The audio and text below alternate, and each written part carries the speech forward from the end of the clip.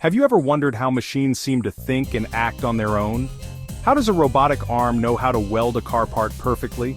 The answer is a Programmable Logic Controller, or PLC for short. Think of a PLC as the brain of a machine. It's a special computer that controls how different parts of a machine work together. But instead of a mouse and keyboard, we talk to PLCs using programming languages designed for controlling actions. PLCs are like the conductors of an orchestra, making sure everything happens in the right order at the right time. They're essential for automation, which is all about making machines do tasks automatically. Let's peek inside a PLC. Don't worry, it's not as scary as it sounds. There are a few key parts. The Central Processing Unit, or CPU, is the main brain that makes decisions based on the program and the information it gets.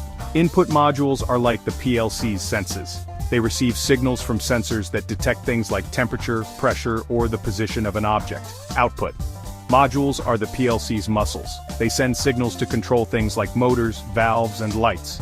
And finally, the programming device is where we write the instructions for the PLC using a special programming language.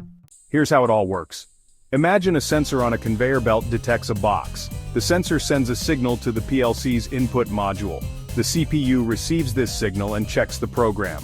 The program might say, if a box is detected, turn on the sorting arm. The CPU sends a signal to the output module, which activates the sorting arm to push the box into the correct lane. The PLC continuously monitors inputs, processes them based on the program, and updates outputs. It's a never-ending loop of sensing, thinking, and acting.